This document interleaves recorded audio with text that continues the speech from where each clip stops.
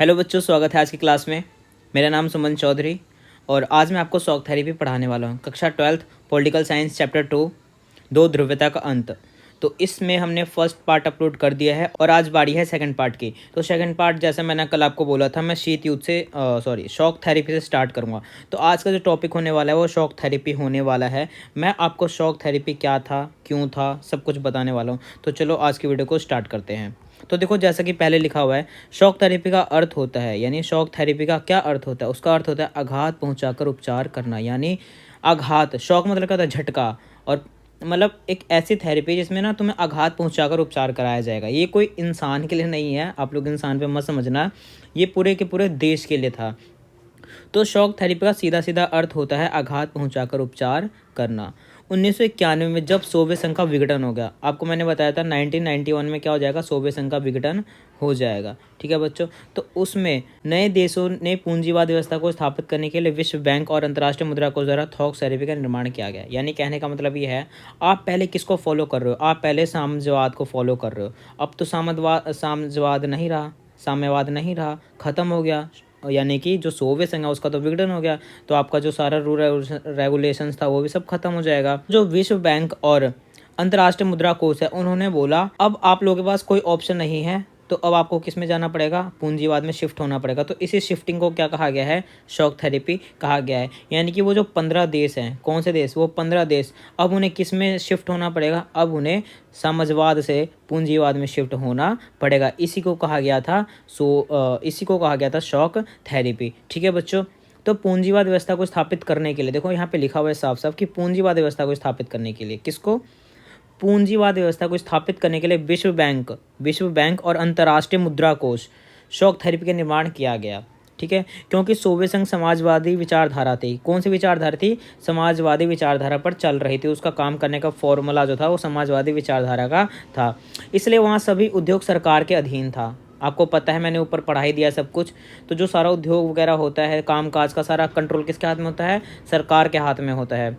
अब सोवियत संघ के विघटन के बाद इन देशों में पूंजीवादी व्यवस्था स्थापित की जानी थी। कि मैंने आपको बताया, जब सोवियत संघ ही नहीं रहा तो समाजवादी विचारधारा कहाँ से रहेगी, ये भी नहीं है। तो इनके अंदर पूंजीवादी व्यवस्था को क्या किया जाएगा, स्थापित किया जाएगा। शॉक थेरेपी के द्वारा सभी सरकारी उद्योगों को निजी हाथों में सौंप देने का प्रावधान था। और जितने भी सरकारी उद्योग या सरकारी जितने भी कार्यकाज थे, उन सबको किस में सौंपे जाना था, निजी हाथों में सौंपना था। निजी हाथ इज इक्वल टू पूंजीवाद। ठीक है बच्चों। दूसरे शब्दों में गवर्नमेंट सेक्टर को प्राइवेट सेक्टर में बदलना ही शॉक थेरेपी था। और अगर मैं आसान शब्दों में बोलूँ आपको कि शॉक थेरेपी क्या था, तो गवर्नमेंट सेक्टर को प्राइवेट सेक्टर में बदलना क्या कहलाया, शॉक थेरेपी कहलाया। अब आपको समझ आया। यानी देखो, सिंपल मोटा मोटा अगर मैं आपको बता दूं तो कहने का मतलब ये है, 1991 में जब सोवियत संघ का विघटन हो जाता है, तो जितने भी वो 15 देश है, अब उनको साम्यवाद छोड़कर किस में शिफ्ट होना है, पूंजीवाद में शिफ्ट होना है। यानी गवर्नमेंट सेक्टर छोड़कर प्राइवेट सेक्टर में शिफ्ट होना है। इसी शिफ्टिंग को शॉक थेरेपी कहा गया है। ठीक है बच्चों। कुछ ना समझ आए तो आप वीडियो को पीछे करके अगेन देख लेना, सब कुछ ईजी आपको समझ आ जाएगा। आगे बढ़ते हैं।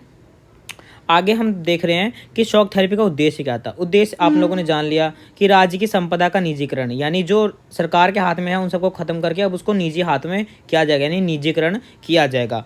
मुक्त व्यापार को अपनाया जाएगा। जो समाजवाद साम्यवाद मना करता था, सोवियत संघ मना करता था कि हमें मुक्त व्यापार, ओपन मार्केट नहीं करना है, अब उसको क्या करेंगे, ओपन मार्केट किया जाएगा। पश्चिमी देशों की अर्थव्यवस्था से जुड़ाव, यानी पश्चिम के जो देश है जैसे कि अमेरिका, यूएसए है, उसके देशों से क्या हो जाएगा, हम सबका जुड़ाव हो जाएगा। तो ये थे शॉक थेरेपी के उद्देश्य कि राज्यों का जो राज्य की संपदा का निजीकरण किया जाएगा, मुक्त व्यापार को अपनाया जाएगा और पश्चिम के देशों से अर्थव्यवस्था का जुड़ना होगा। ठीक है बच्चों, ये थे हमारे शॉक थेरेपी के उद्देश्य। आगे जानते हैं शॉक थेरेपी के परिणाम। अब हमने शॉक थेरेपी के उद्देश्य जान लिया, शॉक थेरेपी क्या था ये जान लिया। अब हमने जब शॉक थेरेपी को अप्लाई करा तो उसके परिणाम क्या क्या निकले। तो देखो, पहला परिणाम पूरी तरह से असफल रहा। यानी जो परिणाम निकला पूरी तरह से क्या हुआ, पहला असफल रहा। यानी देखो यार, कोई चीज़ आप एक एकदम से चेंज करोगे तो 100% नहीं आएगा, असफल में ही घोषित किया जाएगा। तो पूरी तरह से क्या हुआ, यह असफल रहा। रूस का जो औद्योगिक ढांचा था वो टूट गया। यानी औद्योगिक जो ढांचा था, जैसे वो पहले कार्य कर रहे थे, अब उनको नए तरीके से कार्य करना है, तो सारी चीज़ हमें दोबारा सेट करनी पड़ेगी। तो इसलिए जो औद्योगिक ढांचा था उनका, वो टूट गया। रूसी मुद्रा रूबल में गिरावट आ गई, क्योंकि अब वहाँ पे क्या चलेगा, डॉलर की व्यवस्था चलेगी। तो रूबल की वैल्यू क्या हो जाएगी, डाउन हो जाएगी। तो रूबल में क्या आ गया, गिरावट आ गया। समाज कल्याण की व्यवस्था की बर्बादी, समाज कल्याण की जो व्यवस्था थी यानी जो सोवियत संघ की जो प्रणाली थी समाजवाद, उसमें क्या था कि समाज को लेकर चलना है, सबके लिए हित के लिए कार्य करने हैं। तो अब ये जो था समाज के कल्याण की व्यवस्था, इसमें क्या आ गई, बर्बादी आ गई। अब ये समाप्त हो गया। बड़ी बड़ी कंपनियों की उल्टे सीधे दामों पर बेच दिया गया, क्योंकि देखो सरकारी उद्योग है, अब उनको उनको निजी उद्योग में देने पड़ेंगे, यानी गवर्नमेंट सेक्टर को प्राइवेट सेक्टर जब बदलना है तो अगर 100 करोड़ की कोई कंपनी है तो 100 करोड़ में कोई नहीं लेगा, उसको औने पौने दामों में बेच दिया गया। ठीक है। आर्थिक विषमता बढ़ी, देश में अमीरों तथा गरीबों के बीच अंतर आ गया। अब जो पैसे वाले थे उन्होंने सब खरीद के अमीर बन गए और जिन पे पैसे नहीं था वो गरीब बनते चले गए। आर्थिक विषमता बढ़ी, देश में अमीर तथा गरीब के बीच में क्या हो गया, अंतर आ गया। खाद्यान्नों की क्या हो गई, संकट उत्पन्न हो गई। कालाबाजारी को बढ़ावा मिल गया। इतिहास की सबसे बड़ी गरासिल इसी को कहा गया, क्योंकि जितने भी फैक्ट्रीज वगैरह थे उन सबको औने पौने दामों पर बेच दिया गया था। शॉक थेरेपी को इतिहास की सबसे बड़ी गरासिल कहा जाता है। अगर आ जाए क्वेश्चन सबसे बड़ी गरासिल किसको कहा जाता है, तो आप बताओगे शॉक थेरेपी को वर्ल्ड की सबसे बड़ी गरासिल कहा जाता है, क्योंकि बड़ी बड़ी कंपनियों को बहुत कम दामों में यानी कबाड़ के भाव में बेच दिया गया था। जैसे कबाड़ी को बेचते हैं ना अपन, लोहा, कागज़, प्लास्टिक वगैरह, वैसे जो कंपनियां थी ना औने पौने दामों पर बेच दिया गया। ठीक है बच्चों, तो ये निकले थे शॉक थेरेपी के परिणाम कि पूरी तरह से ये असफल रहा था।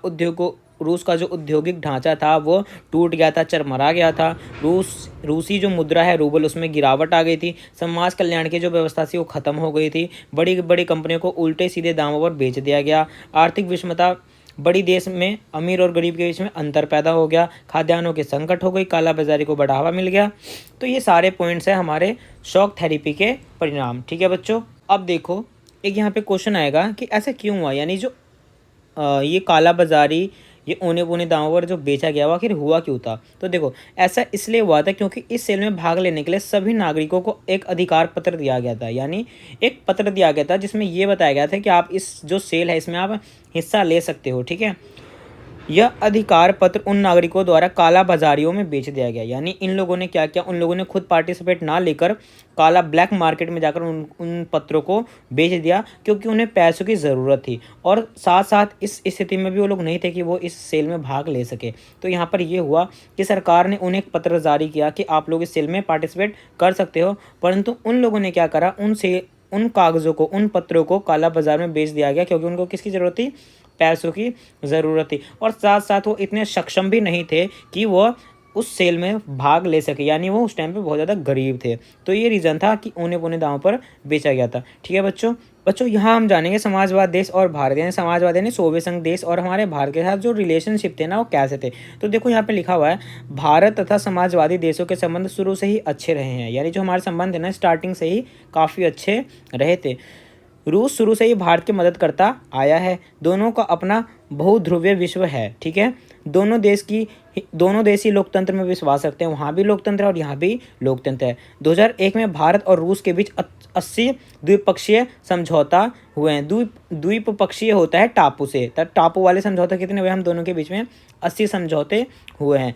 भारत रूसी हथियारों का खरीदार है, यानी जो भारत है ना वो रूस से हथियार भी खरीदा करता है। भारत में रूस से तेल आयात होता है, यानी जो भारत है ना रूस से तेल भी वो खरीदता है, यानी हथियार भी खरीदता है और तेल को भी लेता है। वैज्ञानिक योजनाओं में रूस की मदद भी हम लोग क्या करते हैं और वो भी हमारी मदद करते हैं। कश्मीर मुद्दे पर रूस का भारत में समर्थन था, और जब कश्मीर को लेकर पाकिस्तान के साथ हमारा जब लड़ाई चल रहा था तो उसमें हमारी रूस ने मदद की थी। तो ये है हमारे रूस के संबंध, हमारे संबंध जो रूस के साथ है वो काफ़ी ज़्यादा अच्छे हैं। ठीक है बच्चों, तो बच्चों आप लोगों ने सबको समझ लिया। उम्मीद करता हूँ आज की वीडियो आपको पसंद आई होगी। वीडियो लाइक कर देना, चैनल पर पहली बार आए थे तो सब्सक्राइब जरूर कर देना। Thank you so much. कल हम करेंगे अपना अरब क्रांति, यानी अरब की क्रांति कल हम पढ़ने वाले हैं। तो वीडियो को लाइक कर देना, चैनल को सब्सक्राइब करके बेल आइकन जरूर दबा लेना, बिकॉज जब मैं वीडियो आपको डालूंगा चैनल पर तो आपको सबसे पहले मिल जाएगी। Thank you so much.